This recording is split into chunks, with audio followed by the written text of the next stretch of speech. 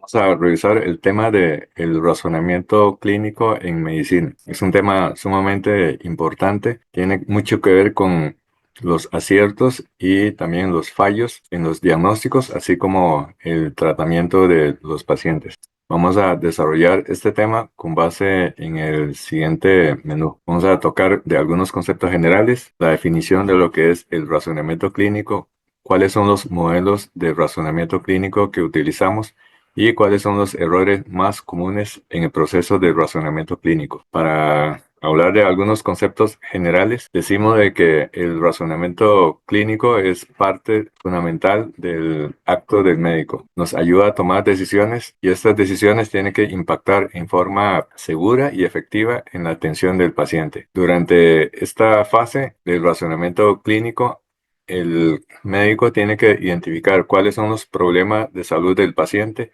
plantear cuáles son las posibilidades diagnósticas y una vez establecidos los diagnósticos en orden de importancia y secuencial, traza un plan de tratamiento para de esta manera permitir al paciente recuperar su estado de salud. ¿Cuál es la definición exacta de lo que es el razonamiento clínico? El razonamiento clínico consiste en un proceso que es cognitivo, por ende es algo consciente que se gesta en nuestra corteza prefrontal y también toma en cuenta la memoria de casos clínicos, patrones que ha adquirido a lo largo de los años de práctica y permite de esa manera diagnosticar y tratar las enfermedades. ¿Cuáles son los modelos de razonamiento clínico? Es importante entender esto porque muchas veces nosotros en forma automática enfocamos el diagnóstico y el tratamiento sin entender por qué estamos tomando X o Y decisión. Existe básicamente cuatro modelos de razonamiento clínico: el modelo hipotético deductivo, el modelo basado en el reconocimiento de patrones, el método algorítmico y el método probabilístico. Vamos a ver cada uno de estos cuatro modelos. Pero para eso, primero debemos de entender cuáles son las etapas del razonamiento clínico. Obviamente, para establecer un análisis diagnóstico y terapéutico, primero tenemos que recolectar la información. Esta información lo obtenemos a través de la historia clínica y el examen físico. Así como a partir de estos dos conceptos básicos, el clínico va a solicitar exámenes de laboratorio, gabinete y eventualmente de biopsias. Con base en esta información se hace un planteamiento, una primera aproximación que es la generación de la hipótesis, una idea aproximada de qué puede estar teniendo el paciente. Y cuando se junta muchas informaciones, se procesa y al final, el médico tiene que tomar un resumen, en este caso, la fase de la evaluación de la hipótesis, y finalmente hacer un tamizaje de todas estas ideas para finalmente establecer un planteamiento definitivo. Y esto lleva a la toma de decisiones terapéuticas. Acá podemos ver todo esto se puede resumir en este gráfico. Toma en cuenta los conocimientos, el contexto del paciente y, algo muy importante, la experiencia. Cuando hablamos de experiencia, la pregunta para entender el concepto de experiencia es si el médico ha visto o no ha visto ya la película. Es decir, reconoce o no reconoce algún patrón con algún paciente que había visto previamente. Todos estos procesos de adquisición de los datos, la representación del problema del paciente, es decir, traducir la información en un lenguaje técnico para luego generar una hipótesis, y en caso de que tenga duda, va a ampliar la información mediante la búsqueda de más información o incluso interconsulta con los colegas para finalmente establecer un diagnóstico. Entonces, en el proceso de la evaluación de la hipótesis hay que hacer un análisis crítico de cada hipótesis para confirmar o descartar los diagnósticos. Y aquí hay dos palabras que hay que conocer la diferencia. La primera es pensar y la otra palabra es pensamiento. Pensar, del inglés thinking, y pensamiento, thought. Ambos términos puede coloquialmente confundirse de que son sinónimos, pero pensar es algo que lo hacemos constantemente y es algo inclusive automático, pero el pensamiento es algo más profundo. Pensamiento es el pensar, pero en un proceso reflexivo, con crítica, con análisis, con confrontación de las experiencias pasadas. Y aquí es importante entender la diferencia entre el método de pensamiento de un médico novato versus un médico experto. ¿Qué hace la diferencia entre un médico novato versus un experto? No hay que interpretar novato como alguien que tiene una categoría de conocimiento inferior.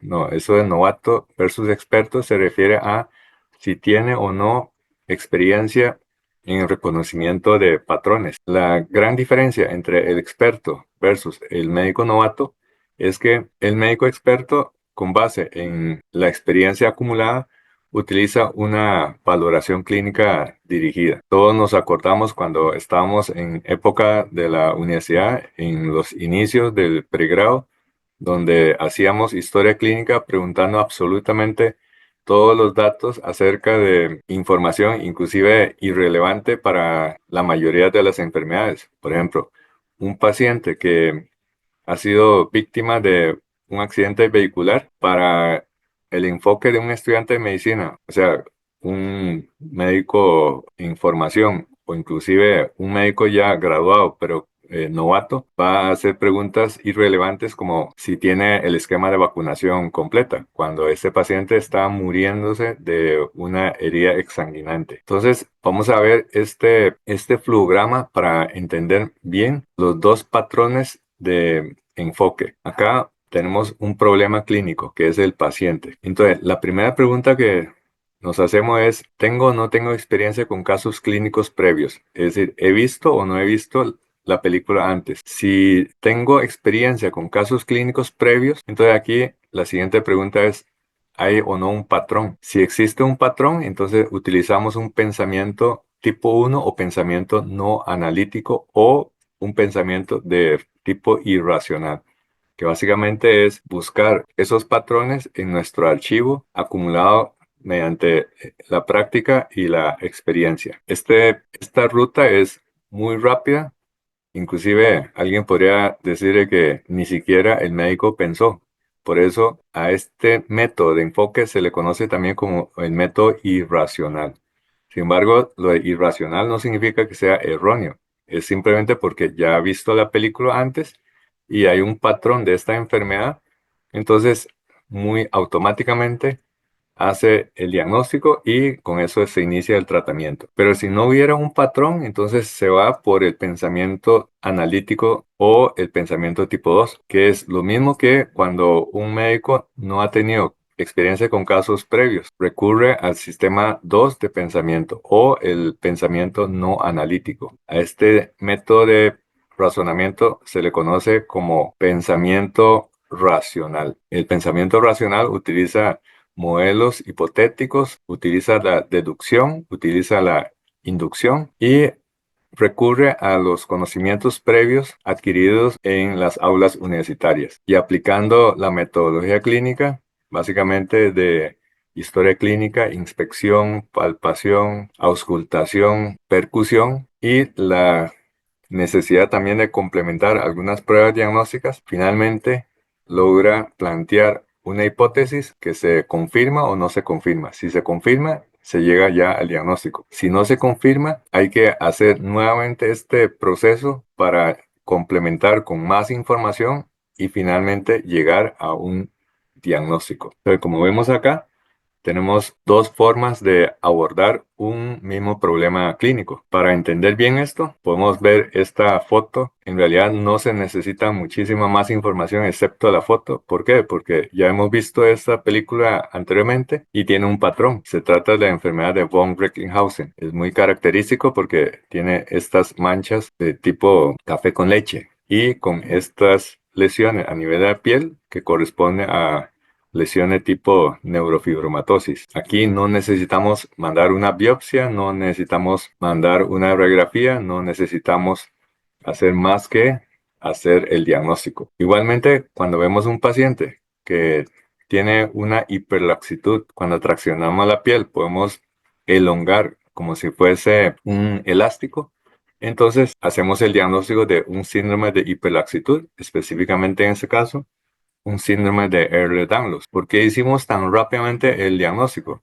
Porque hemos visto la película antes y porque tiene un patrón muy característico, o sea, signos prácticamente patognomónicos. El otro tipo de enfoque para el razonamiento clínico es el uso de algoritmos. Y para eso, sobre todo cuando se trata de enfermedades que no tiene una manifestación tan fácil mediante la clínica, tenemos que recurrir a un proceso de diagnóstico paso a paso, y eso es lo que se le conoce como algoritmo. Un ejemplo es el enfoque diagnóstico de la tromboembolia pulmonar aguda. Acá tenemos un algoritmo recomendado por la Sociedad Europea de Cardiología de cómo enfocar un paciente que tiene sospecha clínica de tromboembolia pulmonar que está cursando con shock o hipotensión. Entonces aquí vemos paso a paso, empezando con estudios como ecocardiografía. De acuerdo a la ecocardiografía, se puede encontrar datos de sobrecarga del ventrículo derecho. Si no hay datos de sobrecarga del ventrículo derecho,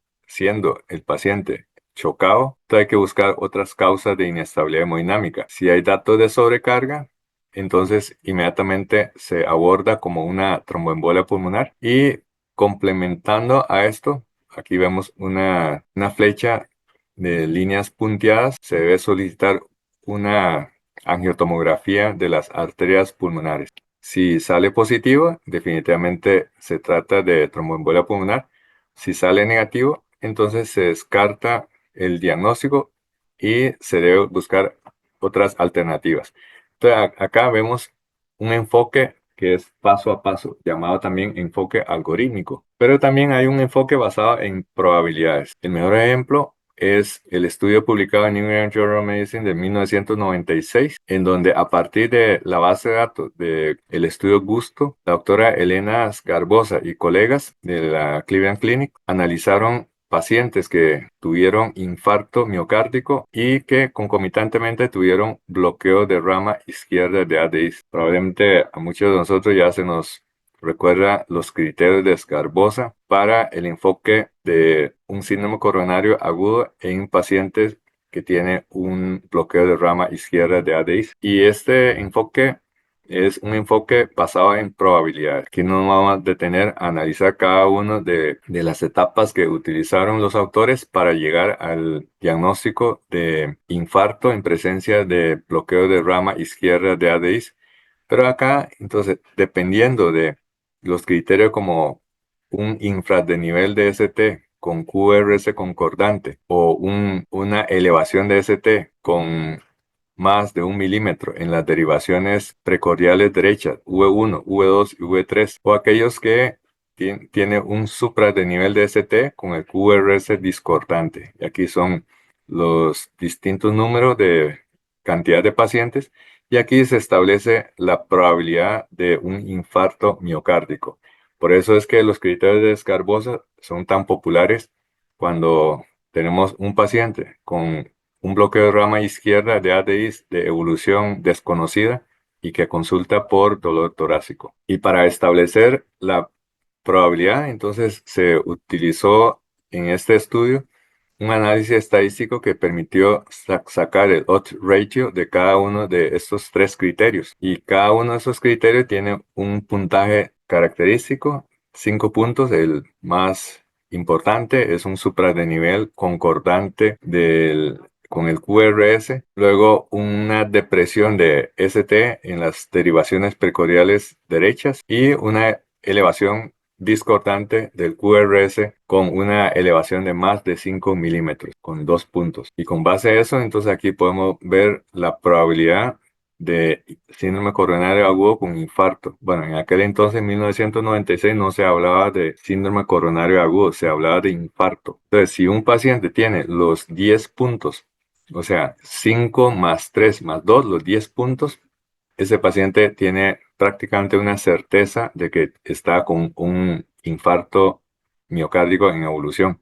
En cambio, si tiene 2 puntos, 3 puntos o 5 puntos, la probabilidad es relativamente bastante menor. Bueno, otra cosa importante es que para establecer el diagnóstico, el clínico tiene que pensar en un umbral, que a partir de ese umbral, entonces se puede descartar o se puede confirmar o aceptar el diagnóstico. Pero el hecho de que acepte el diagnóstico no necesariamente implica de que él va a iniciar el tratamiento. Después de cruzar el umbral diagnóstico, todavía hay una zona de incertidumbre diagnóstica y aún más para el umbral terapéutico. Un ejemplo, si un paciente tiene una potasemia de 3.4 miliequivalente por litro, a menos de que el analizador esté descalibrado, pero 3.4 es compatible con una hipopotasemia. Pero de ahí a que el clínico inicie o no inicie la reposición de potasio, depende de la desviación con respecto a este umbral diagnóstico. Obviamente con 3.4, muchos clínicos quizás prefieren observar nada más y hay otros que inician inmediatamente la reposición de potasio. Pero si tenemos un reporte de una potasemia de 1.7, prácticamente aquí el 100% de los clínicos tomaría la decisión de iniciarle la reposición de potasio porque claramente ha cruzado el umbral diagnóstico y ha cruzado el umbral terapéutico.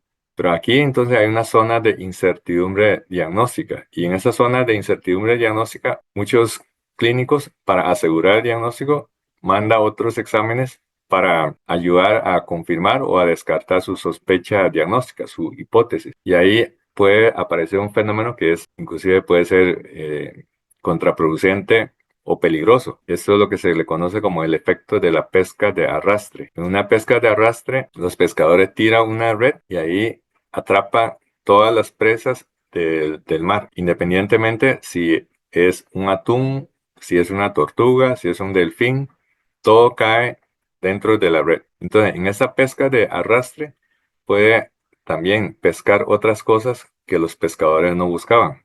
Buscaban atunes, pero en la red atrapó una tortuga, atrapó un delfín.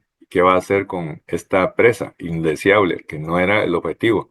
Esto es lo que se le conoce como en medicina el efecto de la pesca de arrastre. Y ahora es bastante frecuente este concepto de pesca de arrastre, porque ante la abundancia de las pruebas diagnósticas y estudios de imagen, muchas veces mandamos en forma masiva pruebas que ni siquiera teníamos solicitado, pero que dentro del combo del laboratorio ya te lo reportan. Por ejemplo, si uno manda una muestra de secreciones bronquiales y solicita un diagnóstico molecular de neumonía, aquí le tira cualquier cantidad de virus, bacterias, distintos tipos de especies, y esto puede llevar a la posibilidad de que salga positivo, o sea, detectado por gérmenes que no son patógenos, sino que son más bien saprófitos o gérmenes contaminantes. Y ahí entonces la astucia del médico para dar credibilidad a lo que está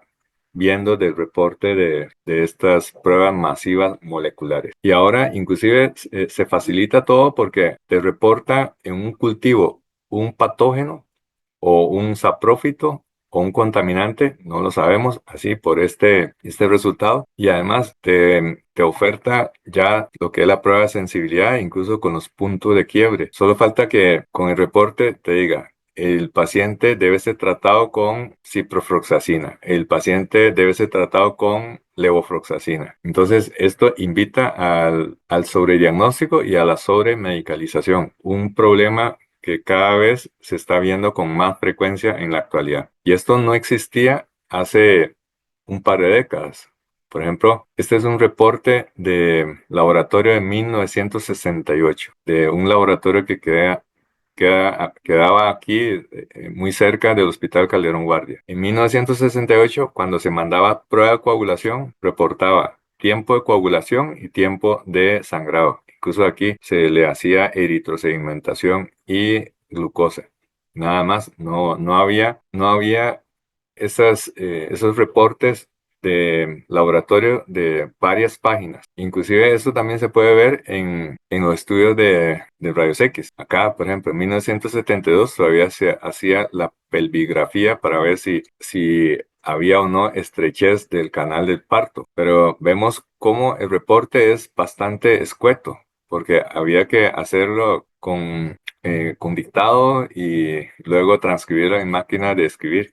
En cambio, ahora con la computadora se hace un copy and paste y muchas veces incluso ya viene con un machote y simplemente se cambia algunos datos demográficos y ya está el reporte completo. Y aquí también podemos ver que es imposible. En aquel entonces, inclusive no hace mucho, en 1982, el efecto de pesca de arrastre, porque eso es un generador de orina y esto se hacía en forma manual por un microbiólogo. No había esos reportes como en la actualidad de analizadores automáticos que tira una página de un montón de información que a veces ni siquiera lo volvemos a ver porque son irrelevantes. Y aquí también podemos ver un reporte de un ultrasonido de abdomen. Aquí dice colección subfrénica izquierda. Y aquí era de esas imágenes impreso en blanco y negro. En cambio, en la actualidad todo está digitalizado. Cuando alguien llega al servicio de emergencias y se sospechaba de que estaba con embarazo, entonces se le mandaba UCG, que es determinación de gonadotrofina en orina. No se hacía en aquella época subunidad beta, como se hace en la actualidad. Bueno, y también las pruebas de sensibilidad antibiótica. Vean que aquí en 1967, este es un reporte de pruebas de sensibilidad antibiótica. Se utilizaban antibióticos muy distintos de los de la actualidad. La lista era bastante más limitada. Entonces, en esa época no era posible hacer el efecto de pesca de arrastre. Aquí podemos comparar dos hemogramas, uno en 1998 y otro de este año. Vemos cómo en 1998 el reporte se hacía manual, el microbiólogo escribía con su puño y letra los parámetros, inclusive hacía un conteo examinando al microscopio. Pero en la actualidad, con estos analizadores completamente automatizados, tira un montón de datos.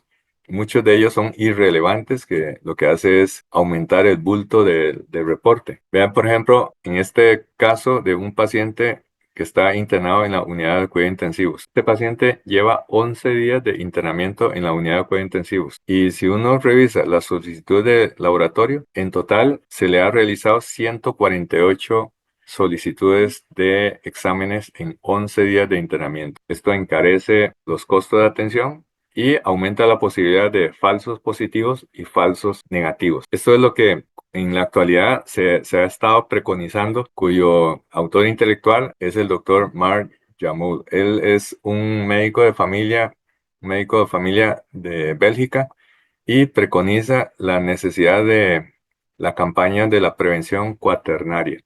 ¿Qué es eso de campaña de prevención cuaternaria? Para eso tenemos que entender que hay una prevención primaria, secundaria y terciaria. Pero él hace un par de décadas introdujo el concepto de prevención cuaternaria. La prevención primaria es la promoción de la salud y básicamente lo que se hace es promocionar la salud y reducir los riesgos de enfermedad en un paciente que todavía está con un estado de salud conservado. Pero conforme va a ir disminuyendo su estado de salud, llega un punto en que cruza el umbral clínico y a partir de ahí, entonces, el paciente está enfermo. Y ahí, entonces, se pasa a otra fase de prevención, que es la prevención secundaria, que consiste en una detección temprana para permitir a su vez el tratamiento temprano. El ejemplo típico, las enfermedades neoplásicas. Pero si la enfermedad continúa, el estado de salud va deteriorando y eventualmente se debe enfocar en una prevención terciaria, que consiste en el tratamiento de la enfermedad que tiene el paciente y el inicio de la rehabilitación, así como la prevención de otra recaída. Bueno, estos son todos los estadios conocidos de prevención. Prevención primaria, secundaria y terciaria. El concepto de prevención cuaternaria va más allá de estos tres tipos de prevención. Consiste en que el personal sanitario no debe de sobrediagnosticar y sobremedicar a los pacientes para de esta manera evitar el daño iatrogénico. El daño iatrogénico. Es decir, hay muchos casos en donde el paciente no necesita un tratamiento, pero por el efecto de pesca de arrastre, al hacer tamizajes masivos que no tienen ningún objetivo o no tienen ninguna indicación, aparece entonces un diagnóstico que nadie lo buscaba, que tampoco el paciente lo tiene porque puede ser un falso positivo, pero el paciente empieza a tomar tratamiento y ese tratamiento le lleva a complicaciones y efectos secundarios. Algunos de esos ejemplos, cuando se mandaba en forma masiva la determinación de antígenos prostáticos o de forma rutinaria hacer ultrasonido de cuello, se encuentra que algunos pacientes tienen nódulos de tiroides y una vez que se encuentra, entonces ya no se aguanta la tentación de hacerle una punción por BAF, o sea, aspiración con aguja fina. Y ahí aparecen algunas células sospechosas y luego entonces le indica la tiroidectomía. Tiroidectomía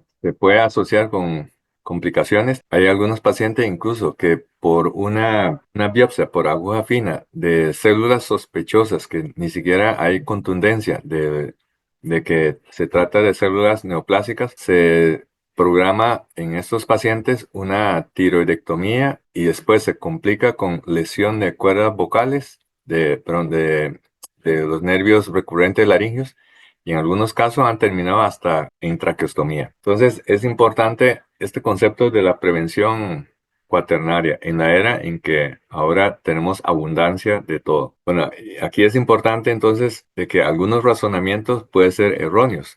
¿Cuáles son los errores más comunes en el razonamiento clínico? Eso se puede dividir en errores por sesgos cognitivos, errores por falta de información y errores en la interpretación de las pruebas. Uno muy común sería el error por sesgo cognitivo. Sesgo cognitivo significa un razonamiento erróneo. La premisa puede ser correcta, pero el razonamiento es erróneo. Eso es lo que se le conoce como error de razonamiento o en un lenguaje técnico se le conoce también como falacia de la argumentación. Es decir, la argumentación es el análisis de las premisas, en este caso el planteamiento diagnóstico, o sea, la sospecha diagnóstica, y el análisis de toda la información para finalmente procesarla y llevar a un diagnóstico. Esto se le conoce como la fase de la argumentación. Y en la fase de argumentación puede haber errores que llevan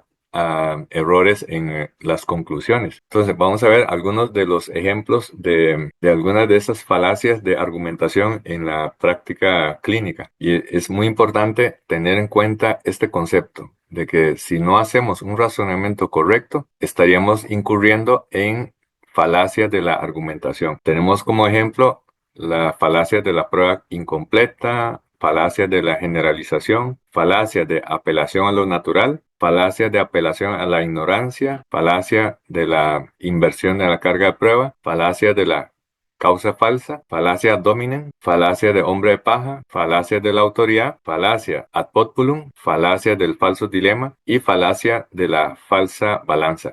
Inclusive hay muchos más tipos de falacias.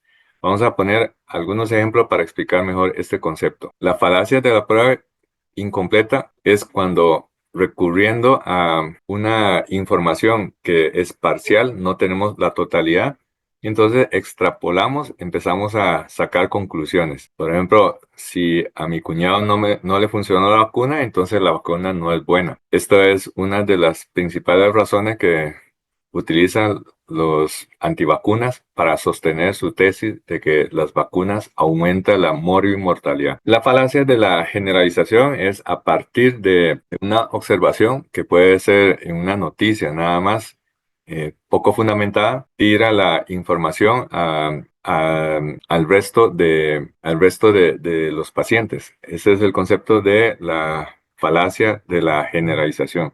Si sirvió o no sirvió, a partir de pocos casos se generaliza para el resto de la población. Lo de falacia de apelación a lo natural, muchas personas defienden que todo lo que sea químico son productos malos y todo lo que se obtienen directamente de la naturaleza son mejores. Hoy en día, muchos de los medicamentos se tienen que obtener de la naturaleza. Se purifica, se hace procesos de procesamiento industrial que son muy exigentes, pero muchas veces se contempla eso como productos químicos cuando se han obtenido a partir de productos naturales. La falacia de apelación a la ignorancia es que si no hay prueba que lo refute, entonces tiene que ser así. Ahorita vamos a ver un ejemplo de este concepto. Lo de falacia de inversión de la carga de prueba es algo que es difícil de demostrar que no exista,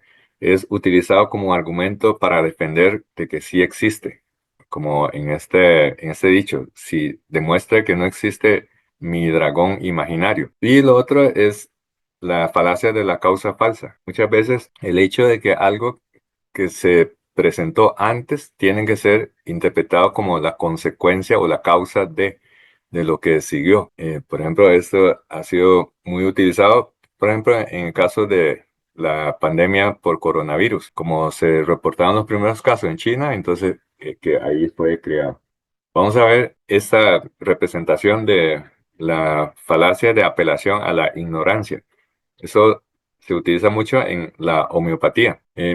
La homeopatía funciona porque no hay pruebas de que la refuta. Entonces es muy difícil de refutar algo, pero es todavía más difícil cuando la persona que está del otro lado, el interlocutor, utiliza falacia para la, la discusión. Entonces, de ahí que es muy difícil para sacar de la creencia popular de que la homeopatía sirve. Otro muy común, y eso me pasó hace muchos años cuando estaba de residente en la unidad de cuidados intensivos. Había un enfermero, entre broma y broma, me decía, no le ponga terramicina oftálmica a los pacientes. Le digo, ¿y por qué? Porque según él, ha visto de que los pacientes que tiene la indicación de terramicina oftálmica, tiene una mayor mortalidad en comparación con los pacientes que no tienen la indicación de terramicina oftálmica. Consecuentemente, que la terramicina oftálmica es la causa de el incremento de la mortalidad. Obviamente eso lo dijo en plan de broma, pero si uno no analiza con detenimiento y simplemente acepta de que hay mayor mortalidad entre pacientes de unidad de cuidados intensivos que recibieron terramicina oftálmica, uno cree que la termicina oftálmica es la causa de la muerte de estos pacientes, cuando sabemos de que si le estamos prescribiendo termicina oftálmica es porque el paciente está sedado, está en ventilación mecánica y lo que se busca es que no haga úlceras corneales. Evidentemente es un factor de confusión porque la termicina oftálmica se indica para pacientes mucho más graves en comparación con aquellos que pueden parpadear, aquellos que están conscientes, aquellos que están orientados. Eso es lo que se le conoce entonces como la falacia de la causa falsa. Y es muy importante entender de que algo que se presenta antes no necesariamente es la causa de lo que va a suceder después. Hay otras falacias, algunas muy pesadas, como por ejemplo esta, la falacia ad hominem, que básicamente ad hominem significa contra la integridad. Consiste en que ya no se utiliza argumentación científica, sino que va directamente en contra de la persona. La falacia de hombre de paja consiste en desprestigiar una tesis convirtiendo en algo ridículo. Por ejemplo, cuando se quiere hacer una discusión de si es adecuado o no legalizar el aborto terapéutico, una manera para tumbar al opositor, al interlocutor, es decir que al aprobar la ley que legaliza los abortos terapéuticos, significa de que estaría dando licencia a los médicos para matar. Eso es ridiculizar una premisa y de esta manera tumbar con mucho más facilidad la argumentación. Otra es la falacia de la autoridad. Es alguien que es ya sea muy famoso, que tenga mucha influencia o que es muy adinerado o es alguien muy respetado. Lo que dice es la verdad y no necesariamente. Habría que ver los criterios desde el punto de vista científico. Esto de que cuando algo se hace con mucha frecuencia por muchas personas, es lo que se llama la falacia ad populum o del pueblo. Entonces, muchas veces el hecho de que se haga en forma muy generalizada no necesariamente significa que sea correcto. Habría que ver mediante el análisis científico. Otra es la falacia del falso dilema. es decir, convertir cualquier discusión en dos posiciones contrapuestas. Sabemos de que en muchas situaciones hay más de una opción. Esto, por ejemplo, ha sido muy utilizado en las discusiones de políticos. Un ejemplo muy ilustrativo es cuando un político utiliza para convencer a sus aliados para adoptar una posición de guerra. Cuando George Bush quería invadir a Irak, decía que Irak tenía armas de destrucción masiva. Entonces, para polarizar, siempre recurría a la falacia del falso dilema, diciendo, o están con los terroristas o están con nosotros. Entonces, toda la discusión polariza en dos opciones. Obviamente, un interlocutor que no sea cauto piensa de que si no está con los aliados, entonces automáticamente pertenece al bando de los terroristas y nadie quiere ser un terrorista y consecuentemente vamos con la posición de Bush. Bueno, entonces vamos a poner algunos de estos ejemplos de falacia ad hominem. En una discusión por un diagnóstico, en una ronda, en una pasada visita, una falacia ad hominem sería recurrir a algo muy bajo como decir, bueno, a este médico no hay que creerlo porque es un médico mentiroso. Entonces, cuando ya se intercala esta frase, todo lo que este otro médico diga, aunque esté completamente apegado al razonamiento científico, se tumba con mayor facilidad la tesis y sus argumentos. El concepto de falacia del falso dilema consiste en reducir el análisis diagnóstico y terapéutico en dos opciones. Por ejemplo, cuando un paciente está con una insuficiencia respiratoria y sabiendo que existen muchas causas, decimos que, bueno, este paciente o tiene una neumonía o tiene un edema pulmonar. No hay otras opciones. Entonces, esto de reducir el análisis solamente a dos opciones cuando existen más alternativas es lo que se le conoce como la falacia del falso dilema. Uno muy importante es la falacia de la apelación a la autoridad. Muchas veces para ganar una discusión en una pasada de visita, entonces lo que se recurre es la apelación de la falacia de la autoridad. Por ejemplo, aquí vemos la foto del doctor Jean-Louis Vincent, un intensivista muy famoso, y muchas veces cuando no logramos convencer, entonces recurrimos a este tipo de falacia. Es que el doctor Jean-Louis Vincent lo dijo. Bueno, y puede ser de que él no ni siquiera lo haya dicho, pero simple y sencillamente encaramar un nombre, eso de hecho se llama el concepto de name dropping, que es dejar un nombre, dejar una frase, entonces para de esta manera lograr convencer al interlocutor y defender una tesis diagnóstica o terapéutica. Mucho cuidado con estas falacias de apelación a la autoridad y hay colegas que son muy hábiles recurriendo a esto, mencionando estudios que tal vez ni siquiera lo haya entendido, ni siquiera lo haya leído, pero el encaramar el estudio X, el estudio y de ahí entonces hace una afirmación, entonces al interlocutor no cauto puede caer en este tipo de falacia. Bueno, para terminar, ¿cuál es el mensaje más importante para llevar a casa? Este concepto de falacia, el concepto de razonamiento clínico, no es algo que hemos sido entrenados en la escuela de medicina. Por lo menos la mayoría de las universidades no incluye este tipo de currículum. Pero sí es importante que nosotros cada día, y sobre todo por la avalancha de información biomédica, estar muy atento, que estemos cautos para realizar un buen razonamiento clínico y evitar caer en falacia. Y también detectar en el interlocutor cuando el interlocutor nos está tratando de convencer a punta de falacias. Y al final, el único que no miente, el que tiene la completa veracidad de los hechos, es el paciente. Por eso se dice que el mejor maestro es el paciente. Todo lo que nosotros hagamos tiene que confrontar contra los resultados en el paciente. No podemos defender un mal resultado en el paciente y tampoco se puede tumbar una tesis cuando al paciente le fue muy bien.